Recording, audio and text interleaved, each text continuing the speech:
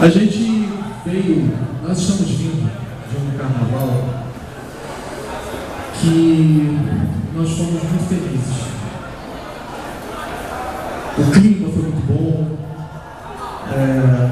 o samba foi maravilhoso, o enredo foi muito bem aceito, muito bem falado, a escola desfilou muito bem, bem bonita, o desfile foi maravilhoso, inesquecível. Não só para mim, para a gente que está aqui, mas para todo mundo que acompanha carnaval, todo mundo fala do nosso desfile. E a gente não podia, no ano seguinte, a gente não podia falar de qualquer coisa, né? Porque agora a gente tem uma responsabilidade muito maior do que nós já tínhamos, né? Toda a escola de samba tem uma responsabilidade muito grande com o povo brasileiro, porque a escola de samba hoje, muitas vezes, na maioria das vezes, ela ocupa um lugar que muitas vezes o poder público, que o braço cultural do poder público não consegue alcançar no povo, e a escola de samba acaba cobrindo esse espaço.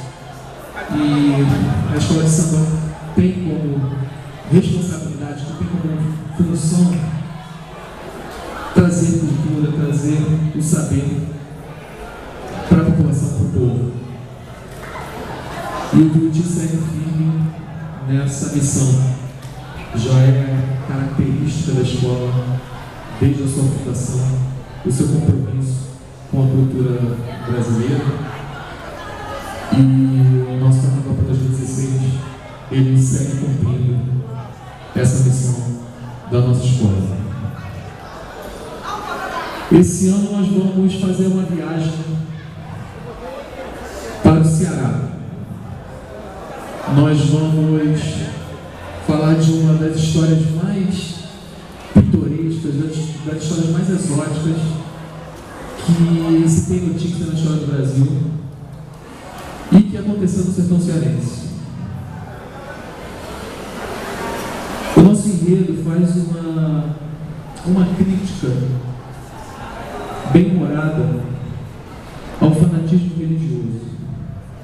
É um tema delicado nos tempos que a gente vive e que as pessoas são decapitadas e que às vezes até famílias são divididas por conta de dogmas religiosos ou de algum tipo de tolerância que acaba sendo semeada. Então a gente vai criticar esse fanatismo, essa passada do limite que a gente está vendo, na verdade, isso crescer novamente nos tempos atuais. Só que a gente faz isso com humor, porque a gente só consegue atenção, só consegue chamar a atenção e fazer a nossa mensagem ser melhor compreendida quando a gente faz isso de uma maneira leve, de uma maneira bacana, sem ofender. E a gente vai nessa linha. Lá no início do século XX, o Padre Cícero era uma das lideranças, não só religiosas, como políticas, no Nordeste brasileiro. E todo mundo sabe da importância que ele tem para a história do Brasil, para a cultura nacional. E o Padre Cícero era venerado, ele era tido como um santo, um representante de Deus na Terra. Então as pessoas idolatravam o Padre Cícero. O Padre Cícero, certa vez, como era de costume naquela época, ele ganhou um presente. Ele ganhou um boi. Ele ganhou um boi diferente daqueles que já existiam naquela região. Era um boi zebu, que a gente conhece como gado Nelore, que tem aquela corcundinha e tal. Aquilo não existia nenhuma espécie daquela naquela região. E aquilo já foi um presente sui generis. E o Padre Padre Cícero mandou levar esse boi para uma fazenda, para um sítio, na verdade, que ele mantinha, chamado Baixa Dantas, onde existia uma comunidade vivendo lá, e ele mandou um dos seus colaboradores, o Beato, transportar esse boi até esse sítio.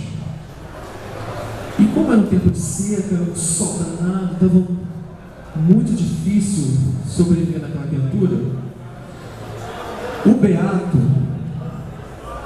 passando já dos limites, ele julgou, se esse boi é do Padre Cícero, se esse boi é do nosso Padinho, ele pode nos ajudar a resolver alguns problemas. Será que ele vai me ouvir se eu pedir uma ajuda? E conversou com o boi e pediu para o boi ajudá-lo a dar uma aliviada naquela quentura. Coincidência ou não, choveu. E o Beato passou a acreditar que o boi, assim como o seu Padre Cícero, também era milagreiro.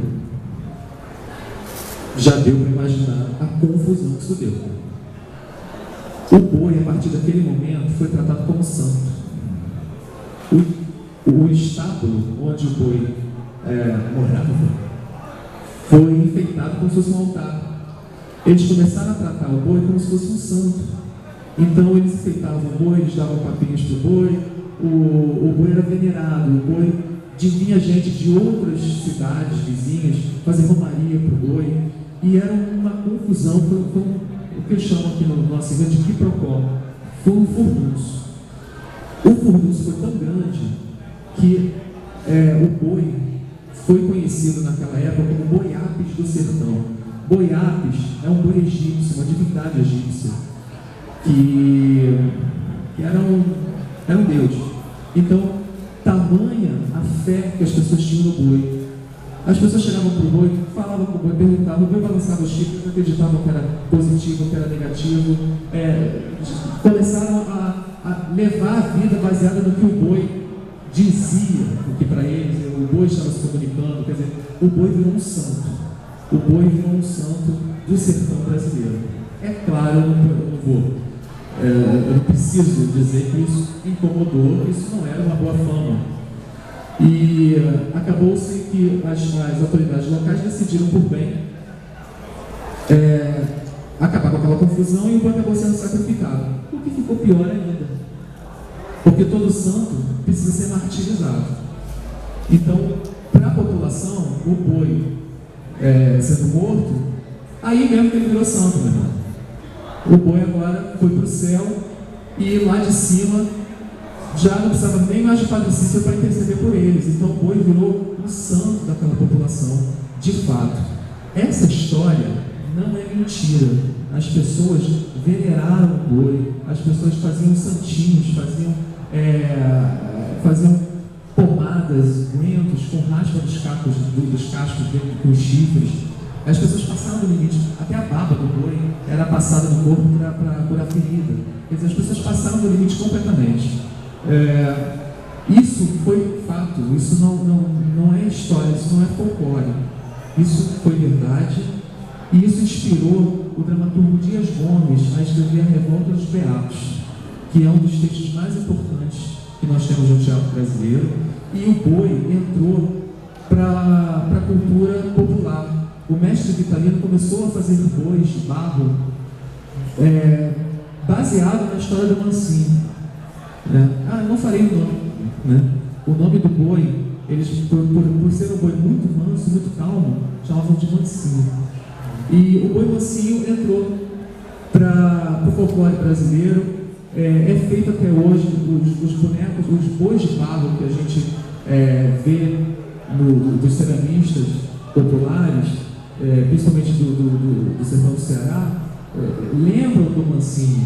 Então o Mansinho acabou que se perpetuou na história do nosso folclore e na história da cultura nacional. Então eu acho que assim, a gente tem as vacas sagradas lá na Índia, né? Aqui no Brasil nós temos o nosso boi santo, que é o boi Mansinho, e parodiando meu amigo Paulo Menezes, isso a história também registra, não só o ouro do quilombo, né? Valeu, obrigado.